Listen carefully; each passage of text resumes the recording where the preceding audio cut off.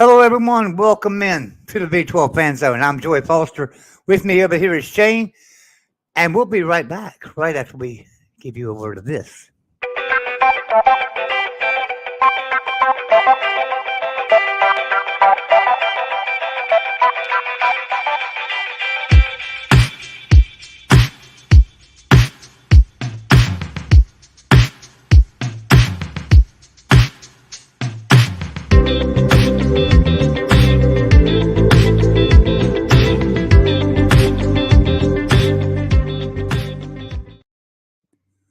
So, Shane, every week I say, well, tune in next week when we talk about expansion some more. Tune in next week when we talk about ACC collapse some more. And every week I'm hoping we don't have to talk about that. But here we are, new week. And guess what we get today? More news. Go for it, Shane. Well, 4 hours ago, ESPN reported that Florida State motions to dismiss the ACC lawsuit is denied by NC judge.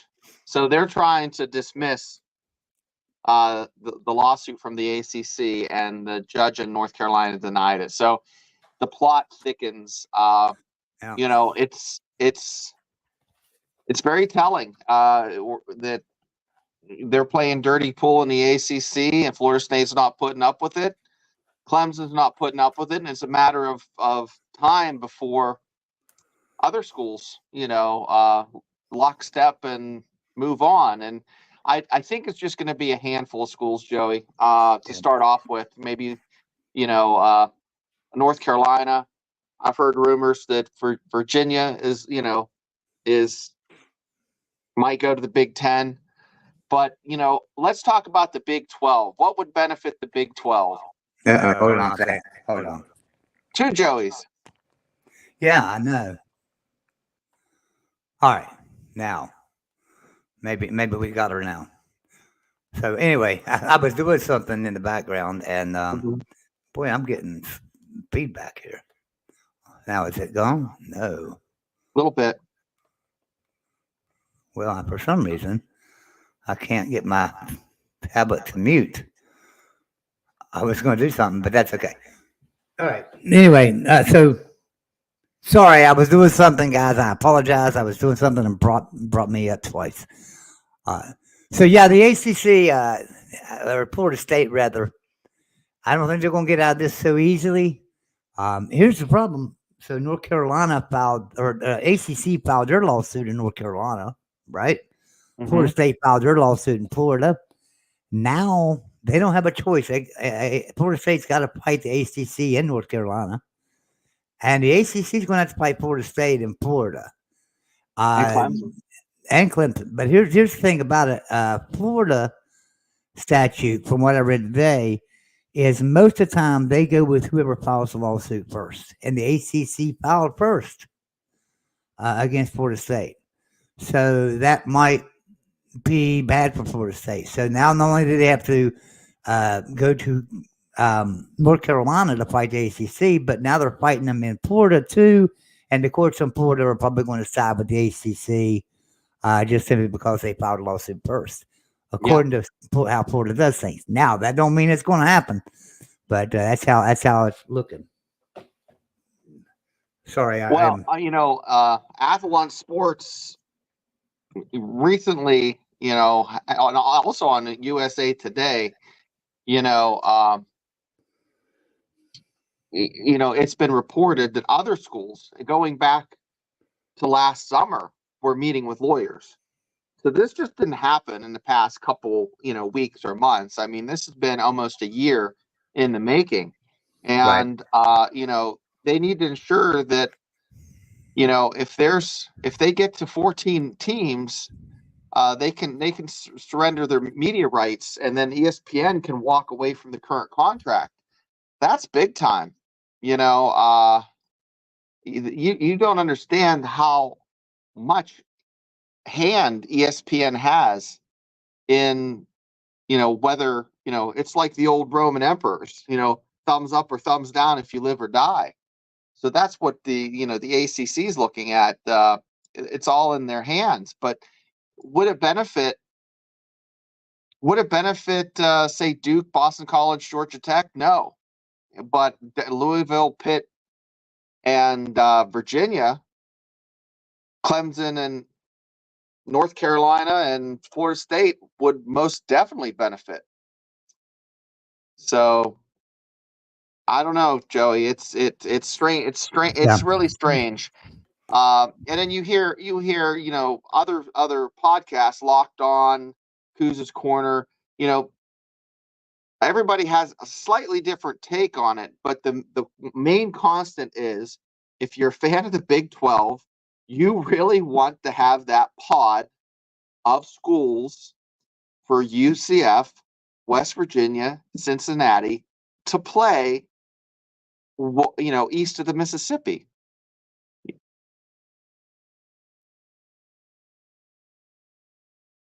So I'm just wondering. Oh, I'm sorry, I was muted. I didn't even realize I was muted. Yeah, so I'm wondering if come this, by July, we're going to see some serious movement. There's going to be, I think there's going to be an offer from the SEC and the Big Ten to these schools, so that they have a parachute. I think that's what they're waiting for. Is that they just don't want to. Florida State and Clemson have big kahunas to do this, but they realize that no matter what happens, they're going to be in a better situation. It's the schools like Wake Forest, Clemson, and Syracuse that are, on the fence. It doesn't benefit them as much, but I don't know. So I'm going to show you and show everybody what I've been working on today. So it's funny because Shane messaged me like 4 minutes before the show and said, "You're going to send me the link?" I had not thought about the show, but I just didn't let time get away with me, and it was like 5 minutes before the show. So I was working on something. Well, I went ahead and came on just now and uploaded it because I haven't finished it yet. It's going to be a lot better, but I want to show everybody, and including Shane here, what I've been working on, and it won't have the mark on it when I'm done with it, and it'll be a lot better. But I want everybody to see this, something I'm working on. Welcome everyone to the Big 12 Fan Zone, your hub for all things Big 12, hosted by none other than your favorite duo, Joey and Shane. Diving right into things, we have the West Virginia Mountaineers, led by the charismatic Neil Brown. Fresh off the hot seat, Brown is eager to prove his mettle. The Mountaineers' strength lies in their three-headed monster of a rushing QB and two of the best backs playing the game today, an offense that often leaves opponents struggling. However, their Achilles heel might be their inconsistent defense. If they can find a rhythm early on, they'll be a force to reckon with. Then, we have the TCU Horned Frogs, just 2 years removed from playing for a national championship. Coached by Sonny Dykes, the Horned Frogs are known for their strong offense and formidable defensive line. Their weakness? Their passing game has been a bit shaky, and if they wish to reclaim their former glory, they'll need to work on that. Next, we cannot forget about Oklahoma State, always a formidable challenge under Mike Gundy. The Cowboys' strength lies in their balanced attack on both sides of the ball, but they've been known to struggle with discipline, often committing unnecessary penalties. Cleaning up their game could take them a long way. And let's not forget Kansas and Kansas State, who should both finish at the top of the Big 12. Finally, let's not forget about the 4 newcomers to the Big 12 in 2024. Arizona, Colorado, Arizona State, and Utah. Each bring their unique strengths and weaknesses to the table. Arizona's is returning a great team from last year, but their defense has been porous, ranking 96 last year, defending third downs. Colorado boasts primetime Deion Sanders, but can they put 4 full quarters together? Arizona State has struggled of late, but can head coach Kenny Dillingham get them moving in a positive direction? Utah, on the other hand, has a balanced team, but they lack the star power of the other teams. Summing it up, we have a fascinating season ahead of us. There's the redemption-seeking West Virginia Mountaineers, the championship-hungry TCU Horned Frogs, the disciplined Oklahoma State Cowboys, and the eager newcomers, Arizona, Colorado, Arizona State, and Utah. Each team brings its unique strengths and weaknesses to the table, and it'll be interesting to see who can capitalize on their strengths and overcome their weaknesses to take home the Big 12 championship in 2024. So I'm working on that today, and that's what I was doing when you called. I was working on, or messaged me, working on that, and I thought, I'll share it with everybody because I was really happy with the way it was coming along, and it's going to be really good when I finish with it. That looks Because really good. we will touch on every team, and I'll put that out.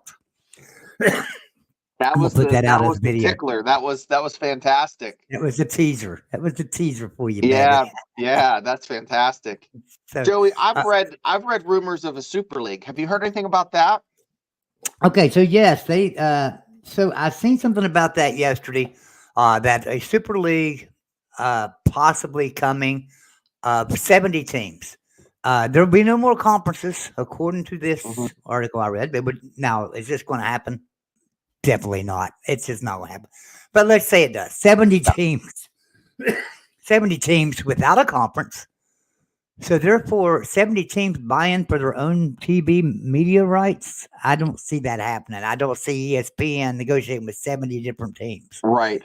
So, that's not going to happen, I don't think. But unless you just make a formula where it's based off of eyeballs Right. and advertising. I don't know. There has to be a formula, but the Super League would be a system like the Major League Soccer or the NFL, where you have a division champion. You might have 8 divisions or, whatever it would be, 8 divisions. And then you have a champ, and then you have like a runner up, and the group that's talking about this, I guess they call them the CST, or the College Sports of Tomorrow. And they're thinking they can save it. And it's a 20 person like panel that includes the NFL's number 2 executive, Brian Roloff, and there's other folks, people that work for basically Roger Goodell. It's really interesting. It's interesting to kind of think that, you would have like teams like on the 70 line would be like your Army, your Navy, your Memphis. Those are the teams that are like on that bubble that I don't think would get in if the SEC, Big 12, and Big 10 just pick teams. So those teams would make it. But, Well, I'm wondering about, so if we do have a 70 team super conference, right? I think that would be great. But like I say, it looks like each team would have to battle for their own media, television rights or whatever. Right. Now, if let's say his panel says the NCAA will negotiate all these rights and then pay out to each of the 70 teams out of that pool. Okay, so can you see teams that really, like Indiana, Wake Forest, or let's just stick in the Big Ten. Let's go Indiana, Illinois, Iowa. Can you see them teams saying, "Oh, okay, so we're going to go from getting $80 billion a year or $80 million a year to no, $40 million a year"? No, this is like communism, not capitalism. Yeah. So this is an ideal state. It's not going to work. It would be probably the best product. And what the Big 12 has going for it, if it goes to 3 conferences, is there'd be the most parity. So it would be the most interesting. The games would probably be the most competitive. It would be the most interesting, much like it is for basketball. Day in and day out, any team can beat any team in the Big 12, or like the Big East in basketball years ago. But I don't know. I mean, that would be the saving grace for the Big 12. But this super league, you're not going to have the SEC or the Big 10, relinquish their stranglehold on college athletics. How much does it hurt the Big 12 that this year no one made the Elite Eight and no one's making the Final Four, obviously? But how much does it hurt the Big 12 that they got knocked out early? Only had 2 teams in the Sweet 16. Had more teams in the tournament than any other conference, but only gets 2 teams in the Sweet 16 who got knocked out and didn't even move on from there. How much does that affect us? And you know what? We've got somebody in here with us. Okay. actually answer this question. Knows a lot about basketball. Mr. Jackson Johnson. Hey, there he is. How you doing, gents? Good, Jackson. It's great to see you.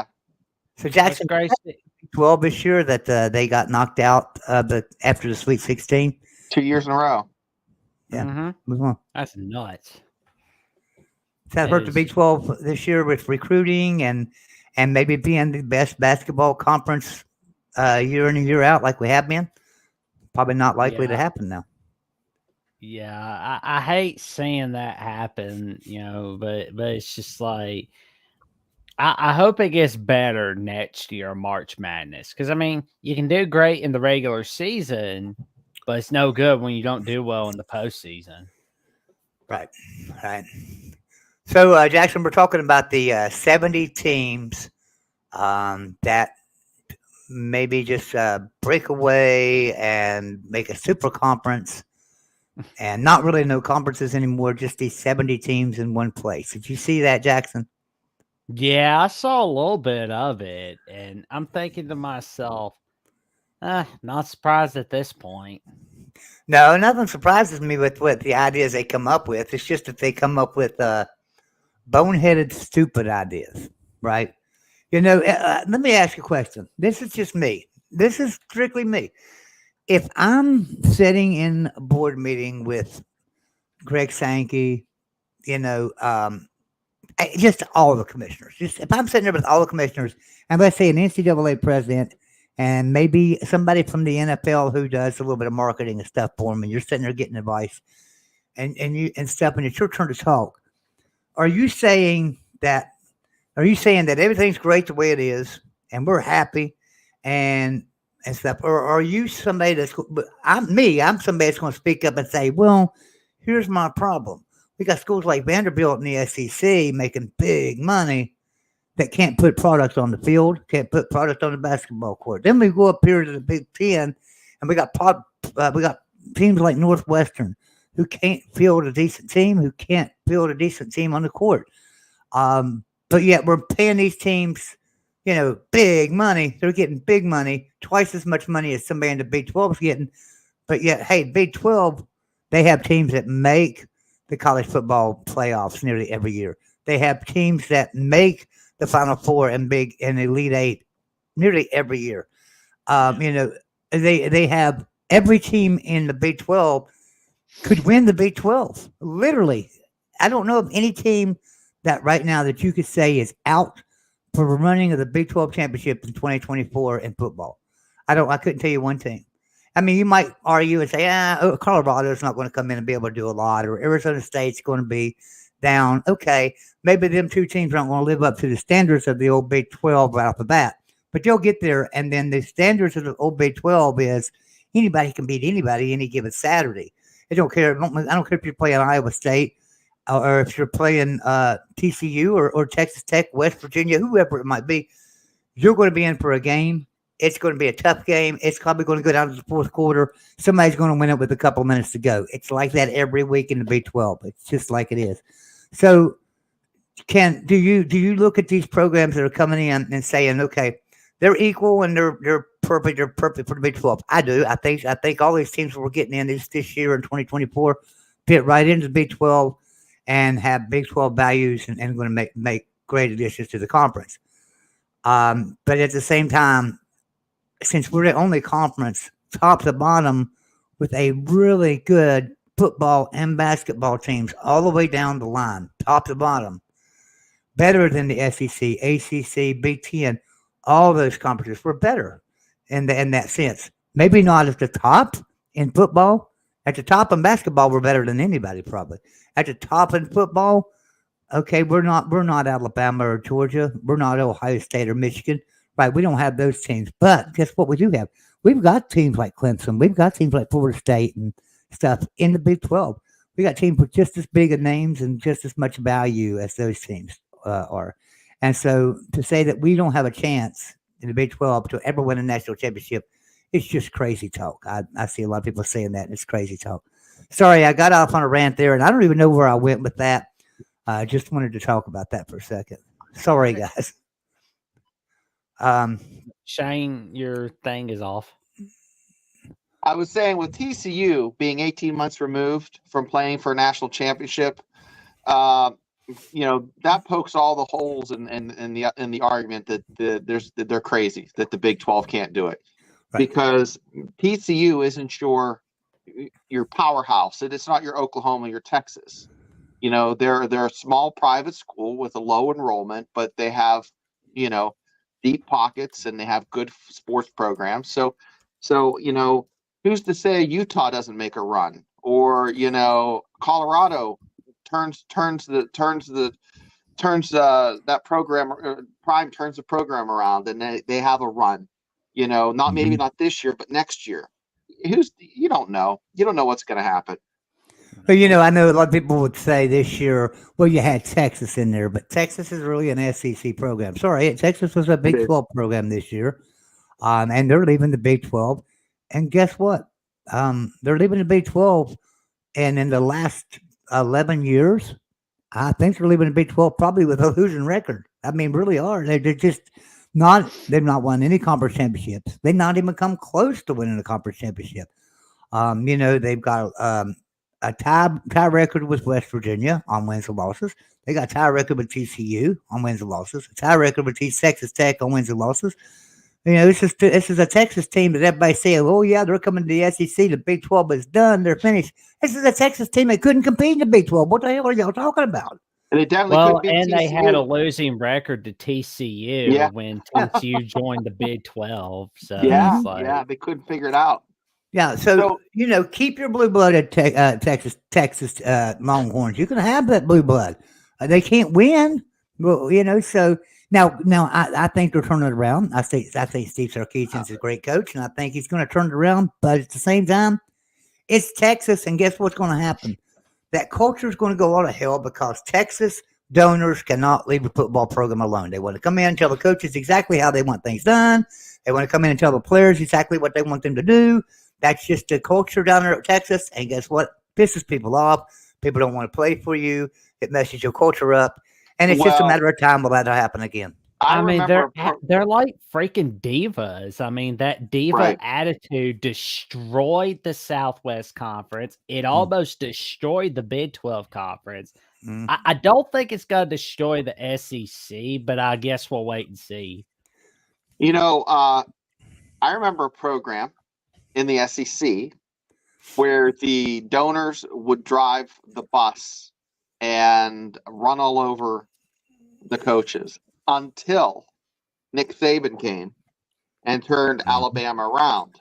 So if Texas gets a stud of a coach that, basically tells them where the bear poops in the woods, and, they can turn it around too. So it's just, Alabama was like that for the longest time, we'll as was Michigan for a while.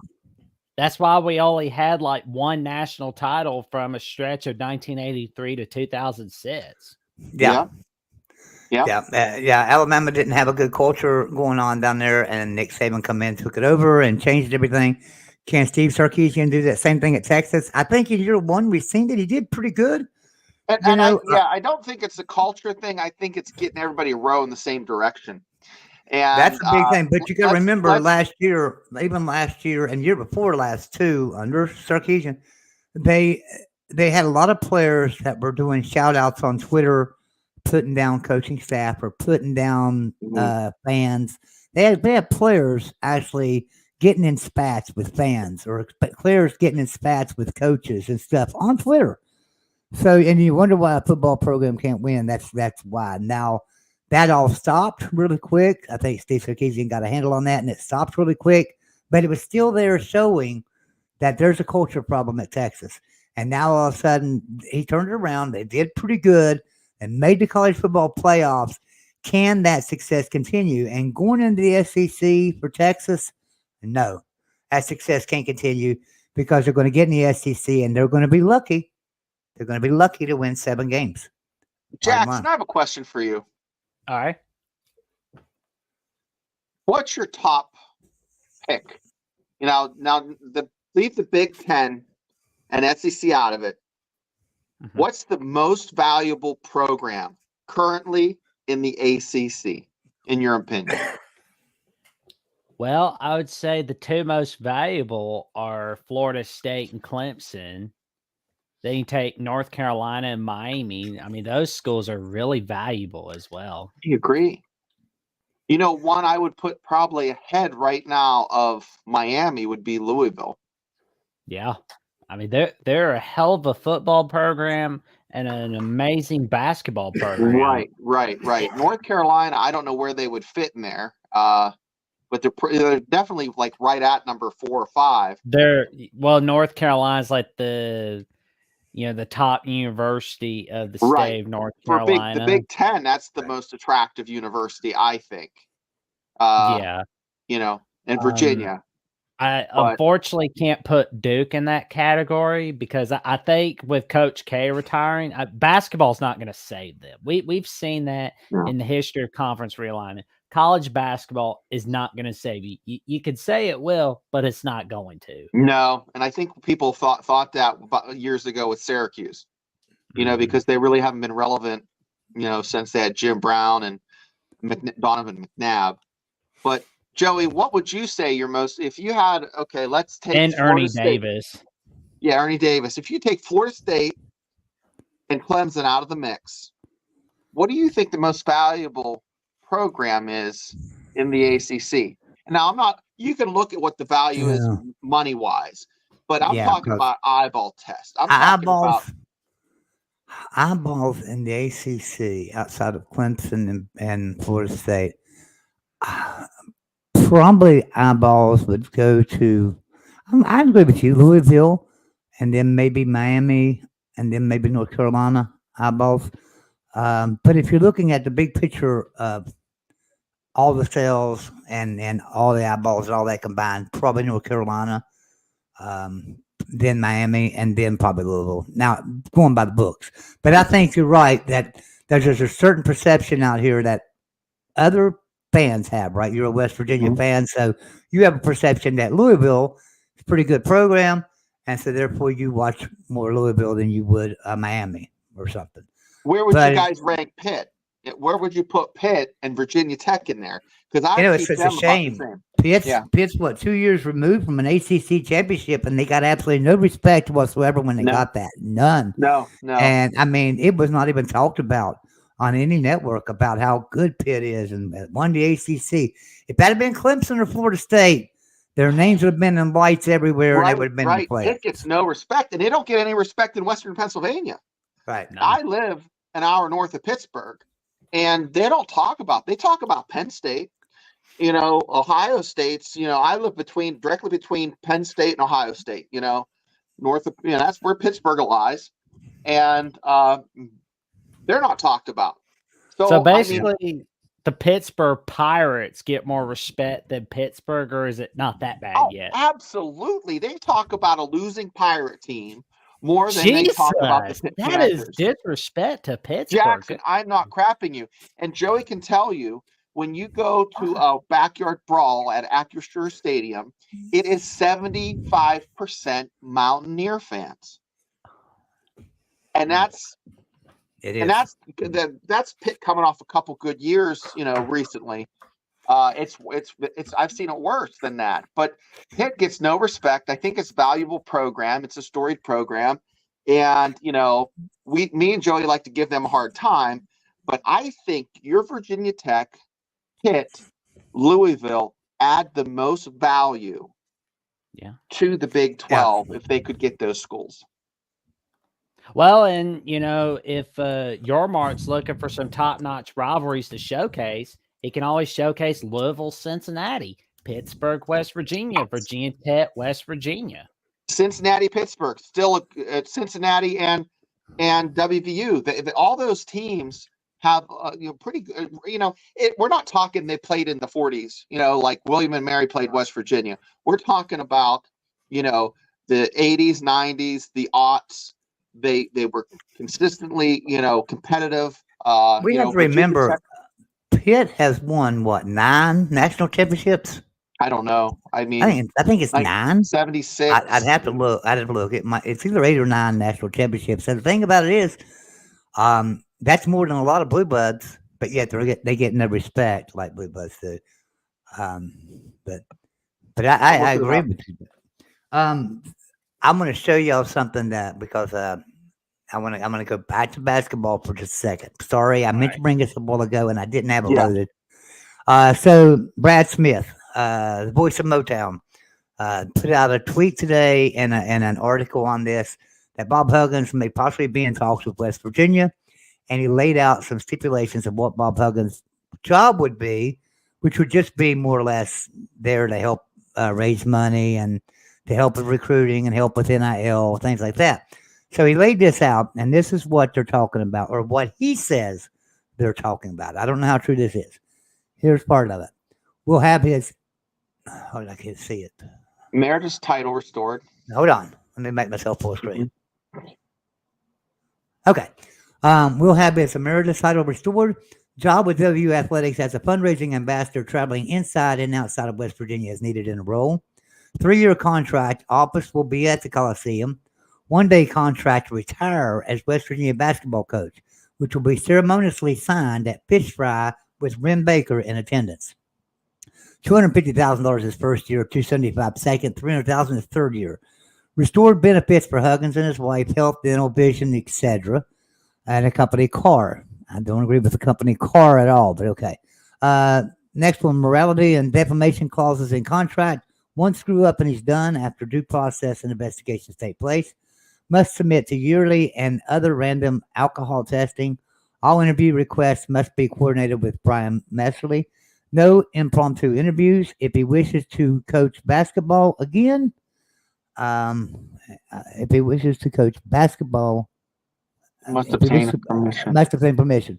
Okay, all right. I'm sorry. I'm trying to get to the second one because there's 2 parts to this. Let me get to the second one. Wow. My goodness, let me find it here. There it is. Part 2. Starting in 2025, Fish Fry will be a university event. After 3 years, possibility of statue at Coliseum and possibility of putting his name on the court. Must not be a distraction to Coach DeVries and W basketball. Must not interfere with operations of the team. And will also be a consultant with CRT to help with basketball NIL. So that's what he has. That's what Brad Smith was saying. Brad Smith's the only one saying this. So. As a non-West Virginia shill, what's your take on that from the outside looking in? Holy Toledo. That's all I've got to say. I would be okay with most of the stuff there. I really would. I don't want Huggins. I want Huggins to be able to come back, get a 1-day job as the head coach, and then retire and go out with glory, right? And celebrating his name in West Virginia history as number one, a Hall of Fame coach of fourth winningest coach in the history of basketball. So yeah, let him have those accolades and stuff. I don't think we should take those away. Should he ever coach the West Virginia Mountaineers again, or any other team for that matter? Maybe no. Because he's had his chances. Should we be giving him another company car? Absolutely not. That's a liability from hell. Why would you give somebody that's got 2 DUIs, been fired from 2 jobs for DUIs? Why would you give him a freaking company car and say, "Here, I don't even drive think yourself the to the general bar"? would insure him, like. Yeah, I mean, I would be making sure I'm keeping Coach Huggins busy to the point where he's not even thinking about putting a sip of alcohol into his lips. Yeah. He's basically passing out basketballs at the Coliseum, is what you're telling me, and he's not to be. So let's think about that for a second. Okay, here's Bob Huggins. He wants to coach. We know this. He said it. He said, "I want to coach again." All right. So here's West Virginia coming to him with this little contract, not making hardly any money, $300,000 a year. Okay, and you're more or less just a poster child for the university. Yeah, we're just going to use your name. So. Maybe he says, "Okay, let's go for it," and he goes and he gets his retirement after 1 year. After the first year, they retire him, and he gets his big moment in the sun up there. But what happens year 2 and year 3 when he's just sitting around with nothing to do, twiddling his thumbs, and they send him to I don't know. They send him to Pittsburgh because there's a recruit up there that would really like to meet Bob Huggins, and he might come to West Virginia if he has a chance to meet Bob Huggins. And Bob Huggins goes up there and meets with this recruit, and I don't know, anything could happen. So he's supposed to leave at 6 o'clock and head home, but there's a big wreck on the interstate. It's going to be a delay, probably 3-hour delay. So he just goes and finds him a hotel room that all of a sudden has a bar. You know, I'm just saying, look, don't give him a job that's a shit job that he's not going to care about and not want to do, because it's not going to entertain him. And that's what will drive him back to drinking. I think he's doing really well now. I know he's looking really healthy, so he's not drinking. But will he go back to that if put in a role like this? I don't agree with this role. Mm-hmm. What if he had like a college basketball podcast, or if he was like in the analyst business? He's been offered that. He has been offered that, and he has said that it might be something he looks into and thinks about. Hey Bob, give me a call. Give me a call, Bob. We'll work something out. we can get a podcast going for you. Hey, that's not a problem at all. We can set you right up.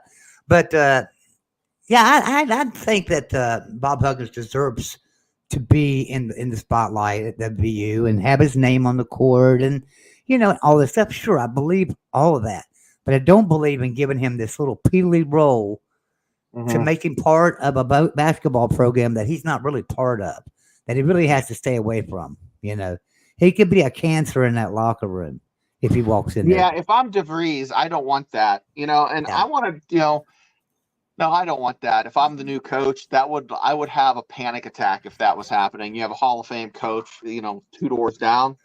Hell no. Hey, I want to ask you boys about some college football Big 12 transfer rankings that just surprised the heck out of me. Are you ready for it? Yeah, let's go for it. I'm going to ask you a question. It's kind of like pretend trivia, but you can always look it up. If you were to take all of the teams in the Big 12, who do you think has the best transfer reporting transfer ranking per school right now? I would say Oklahoma State. Okay, Yeah. Jackson, you? I would say like either Oklahoma State or Utah. I thought that too. Oklahoma State is sitting at number 12. They have no 4-star recruits. All their recruits are 3 stars. Guess who's ahead of Oklahoma State at 11? UCF or Iowa State? The Mountaineers. Oh, wow. Yeah, okay. And who's the bottom of the Big 12 for transfer portal recruiting rankings? Oh, it has to be Cyclones. They're close. Close. Go ahead. I would think Cincinnati. No, Cincinnati's sitting at the middle at 7.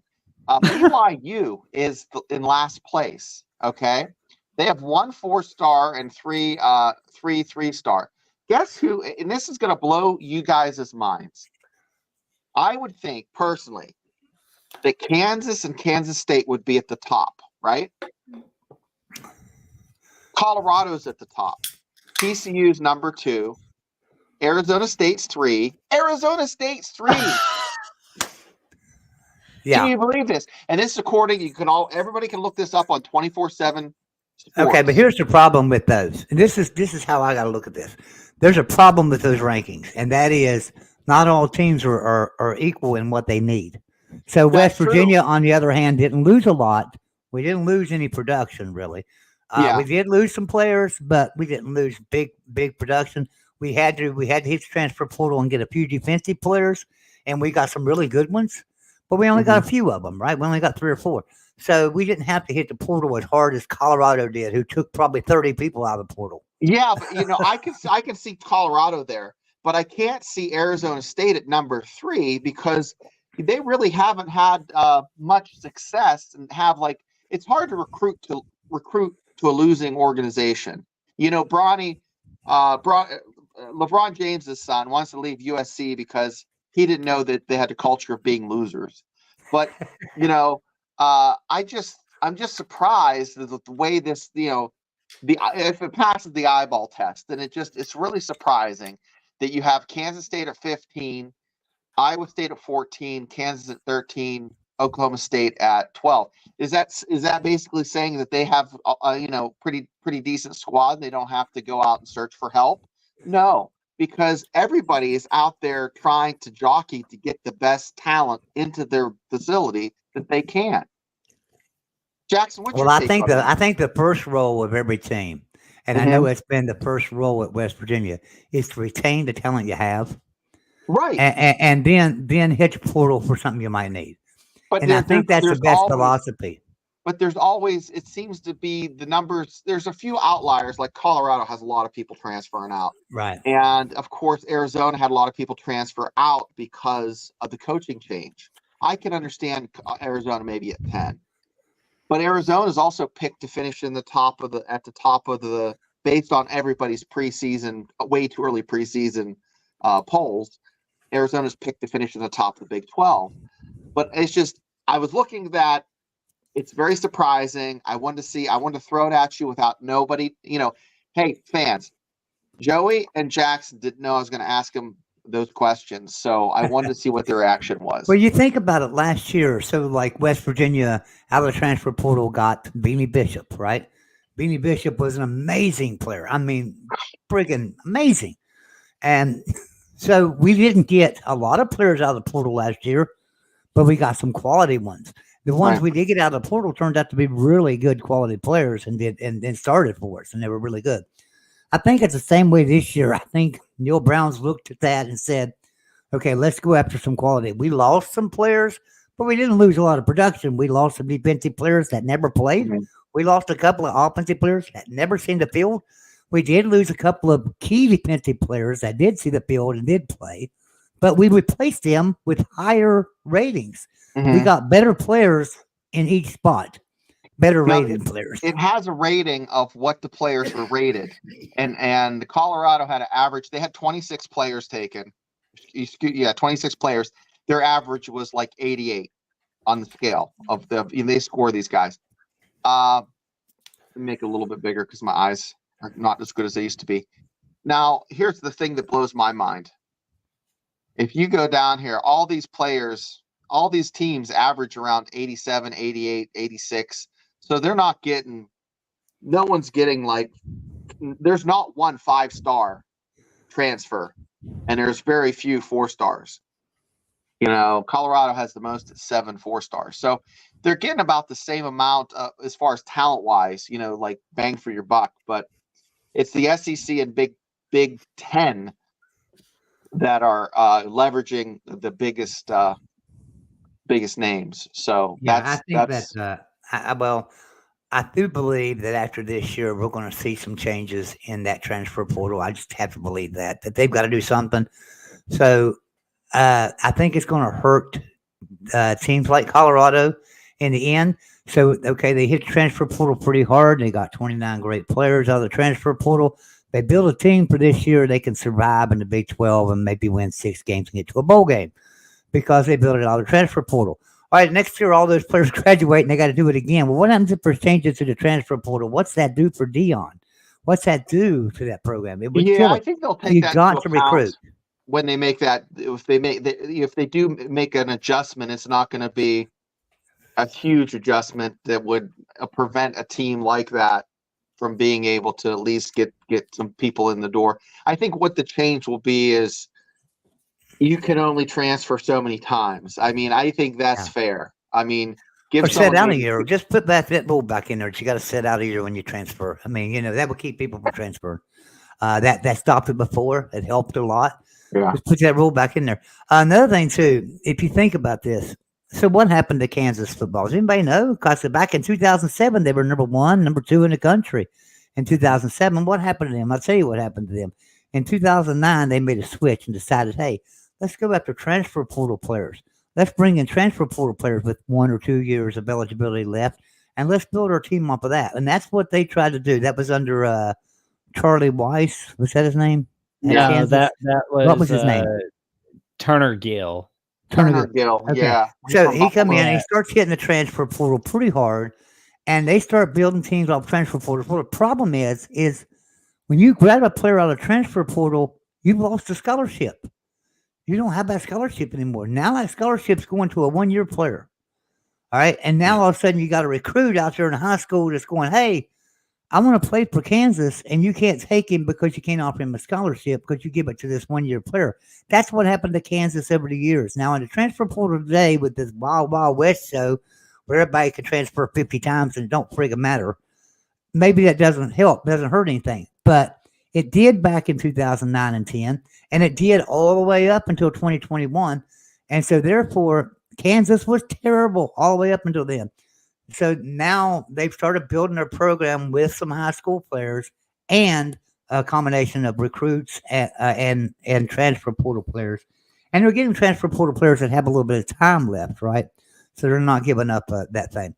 But that's what happened to Kansas football. Anybody would like to go back and challenge me on that, I would gladly do a whole episode with you, and we'll challenge. You can challenge me on that. But that's what happened to Kansas football. I can show you the numbers and show you the proof of that. That's why Kansas went bloop. Let's get in that transfer portal. And the thing about it is when they fix this transfer portal again, there's going to be a lot of teams like Colorado that are going to be hurting like Kansas was, because now all of a sudden they can't grab those transfer portal players. Now they got to start hitting high schools, and high schools are going to be like, well, why? You're just going to take a portal player. Why would I ever even commit to you? You're just going to get a portal player to replace me and not go. And that's a bad look for Colorado. So I worry about that. Everybody talks about Deion Sanders being a great coach. A great coach wouldn't hit the transfer portal and take 29 players when you got high school players out there wanting to come to Kansas and play. So what do you boys think about Warren Sapp as the Colorado's assistant? He's a grad assistant at Colorado, Warren Sapp. Yeah, well, maybe that can get the ball rolling in recruiting. He's just trying to play his way back down into Miami. He wants to do a good job there. He wants to be a head coach at Miami one day. And if Miami does bad this year again, if Mario Cristobal can't get Miami going, they might have a chance. He might have a chance to apply for a job. I don't know. He's 51. Most of these guys that start coaching, in their 20s or 30s as a grad assistant. I know he probably has the knowledge, but I don't think he has the. And I heard him speaking with the students, and he was fantastic. But I don't know. I'll let you answer this since you got that right in front of you. I think you said none, but no, they have no 5-stars from the transfer portal. They had 9 4-stars and like 18 3-star. They had the most at like 25, 26 they're sitting at as far as transfers. The other schools had like anywhere from like 6 to 13. So most of them are sitting around the 9 mark of the transfers coming in. Take any high school players this year? Just out of curiosity. I think he's recruited 1 or 2. But no, he is shopping. He's not shopping at high schools. He's shopping. He's having he's shopping for Division I players at Division I schools. So these Division I players, all these players out there for all these teams getting their NIL money, and they're happy, and they're like, yeah, I'm getting paid for my talent. I want you to realize what you're doing to the younger generation that wants to be where you are and playing college football one day, sitting there in high school. And now all of a sudden, everybody's hitting the transfer portal, because guess what? I'd rather pay somebody $100,000 for a year that's got some experience than bring in a high school player and give him $100,000 a year NIL deal, and he has no experience. So they bring in. So that's what NIL is doing to college football. It's hurting high school football in a bad way, because there's not near as many high school players being taken.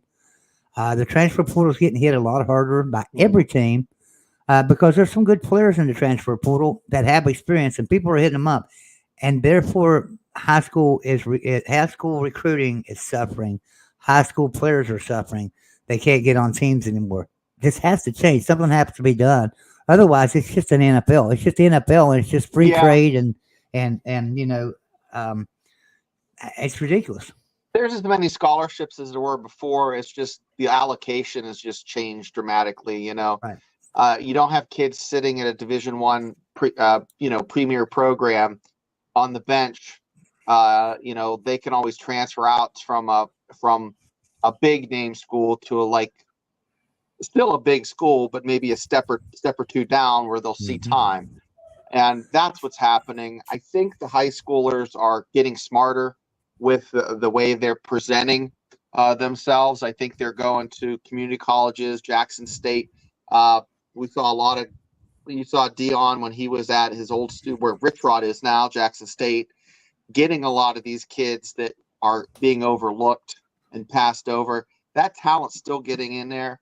It's just it just seems overwhelming right now, and there's probably 1,000 kids in the transfer portal, so it's not a great thing because you're just competing all over again for a spot, and I don't know, it's unfortunate, but it's beneficial to kids that are coming that have there's a coaching change. It wrecked West Virginia's basketball future when all those studs transferred out. But say football coach comes in and you're not a player that would fit into that system. Maybe they need a running quarterback and you're a pocket guy, and you see the writing on the wall that he brought a guy with him and you're not going to play. That gives that young man an opportunity to play somewhere else. But I don't know. We'll see. Sanders finished 4-8. We'll see if he has the answer with his formula, or does Mike Gundy have the answer at Oklahoma State? Because he's recruiting a little bit, but he's still getting some of those kids out of high school. I feel so. Yeah, I'm kind of surprised like Mike Gundy hasn't thought about like leaving Oklahoma State or resigned or something, because I know like Saban retired because of the portal. I'm surprised we haven't seen guys like Dabo, Coach Gundy, or Kurt Ferentz leave because of all this. Jackson, we talked about that a few weeks ago, that the old tide, no pun intended, is the old guard are moving out, and they just don't like the way things are. The way it doesn't feel right, to these old school guys, and it goes against everything they were taught what right looked like, and you basically have to learn how to recruit all over again. And these programs have money to hire folks that are smart in that, but if your methodology for years was to develop talent, and you don't have that opportunity to develop the talent, that makes life a lot more difficult. So this is the recruiting talent according to 247 Sports. This was 2023. For some reason, if you go 2024, it does not put any numbers up there. But 2023 recruiting talent composite. So that would be across the board. That would be from recruiting high school players or pool or transfer portal or whatever. Yeah. Texas was number 1. Oklahoma, TCU, Texas Tech, Baylor, Houston, West Virginia, Cincinnati, UCF, and Oklahoma State rounded out the top 10. So now Texas, Oklahoma are gone. They're gone off to the SEC. So if we look at this from last year, we know we had TCU, Texas Tech, Baylor, Houston, West Virginia, and Cincinnati would have been your top 5. So are they going to all move up now, or has the dynamics changed? Because if I go to 2024, and let me go to 2024 here again. I have 2024 up. If I go to the composite 2024, I can get my mouse work. There it goes. I gotta find. And go to Big 12. It just tells me no results for 2024. Yeah, I just had it here. Let me see. Doing the mess around. Good grief. Yeah. I was just there. I don't know how I can't find it again. I closed that window. I do want to thank everybody for being in here tonight. We've got some new people in here. We've got some people that have been with us for a long time, such as Timothy Green. We really appreciate Timothy, and of course Jackson coming in here with us. Appreciate you, Jackson. Kenny Evans, thank you for being here in here. Fongway, I appreciate you being here. He says, speaking of Colorado, we know how many 5-stars Dion bringing in, and we answered that one. Kenny Evans says bringing in 20-plus transfers every year is not the answer for stability of a program. Exactly what I was saying. Yeah. And I agree with you 100%. It's not good. Fongway says Gundy threatens to leave every so often for the purpose of getting more. Yeah, he does. That's true. That's very true. He does. Well, guys, we got about 4 minutes here, and we'll wrap this show up for tonight. We'll come back next Thursday again for our Big 12 Fan Zone. But In the meantime, tell you what's going on here on the network. On the Big 12 channel right here, we did a brand new show today called Takedown. It was at noon. You had a chance to compete against Mark Rogers, the voice of college football, and take him down in a game of college football trivia. Jackson Johnson came on there and smoked him. Smoked Mark Rogers. Good job, Jackson. I'm proud of you. He took him down 4-2. That was Jackson. Will, actually. That was Will. Oh, Will. It was Will. That's right. Not Jackson. It was Will. Yeah, that's right. That was Will in there, not Jackson. Damn it. I think it was you, Jackson. But yeah, it was Will. Will smoked the voice of college football. I have a feeling Jackson might be able to do that too. I'm hoping Jackson can come in next week and challenge Mark. Oh, he's setting you up, Jackson. Yeah, well, I want Jackson to come in and challenge Mark. I'm looking forward to it. Another showdown between Will and Mark too. That was some good games. And Mark did not like the multiple choice. He wants them to not be multiple choice, just straight answers. So we will do that next week. But everybody tune in next Thursday at noon for Takedown right here on Big 12 at the Voice of College Football. Jackson, tell everybody where to find you at, man. Well, they can find me at YouTube at Jackson Johnson 979, where I am 187 subs away from getting to the magic number 500. And they can also find me on Twitter at Jackson09960335 and on Instagram and Threads at Jackson Johnson 543908. They can also find my latest episode 30 of the Jacksonian with Grayson Boone, the co-host of Locked On Wolfpack, where we discussed our take on North Carolina State having some similarities between the 2024 NC State basketball team and the 83 basketball team that won it all. Ooh. And we talked a little bit about Russell Wilson's days. We talked a little bit about Russell Wilson's days at North Carolina State as well. Where is it in the episode exactly? Well, check out the timestamp on the comment section and you'll be able to find it and you're going to enjoy it. I guarantee you'll enjoy all of it. And can the North Carolina State football team have a similar Cinderella run of their own in 2024? You decide. Nope. But I tell you what, that basketball team, that's something great. You know, they were not even going to make a tournament till they go and whiz right through the ACC tournament and win the ACC, and now they're all the way into the Final Four. Can you put the link in there, Jackson, in our comments? Oh, I put here we go. I put it in the comments. He did. He's got them right there. Good. Okay, good. Jacksonian episode 30, Grayson Boone, co-host Locked On Wolfpack. So there he is, and then he's got his channel here, and he even put down there the Takedown link for Takedown. Thank you, Jackson. Shane, so you got a lot going on. You got a show with your buddy over there from Pittsburgh, and we talk NFL football. We talk about the Steelers. A lot going on there. That's Wednesday nights.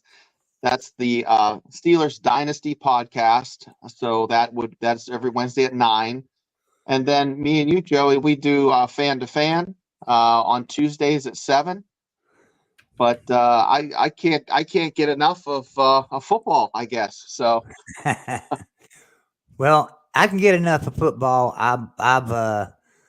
I sometimes feel like I'm getting burnt out on football, but I'm not burnt out on football as a fan. I'm not burnt out on watching football. But boy, you sure do get burnt out in the off season of talking football, especially when it's just talking about expansion and what could happen, what might happen, what will happen. Who knows what will happen? But we try to act like we know because we're fans, right? We all want to get in here and have our piece and stuff. Hey, if you're a fan of Big 12 football, if you're a fan of college football, this is your show because this is the Fan Zone. This is where you get to come in, tell us what you think anytime you want to. All you got to do, we put the link in the chat and enter into that link. Come in here. Tell us what you think about Big 12 football. But that's our show for tonight. We appreciate everyone being here with us. Everyone have a great night. Shane, Jackson, we will see you guys next week. Everyone, be sure and be back here next week. Have a great night. See you guys. Thank you.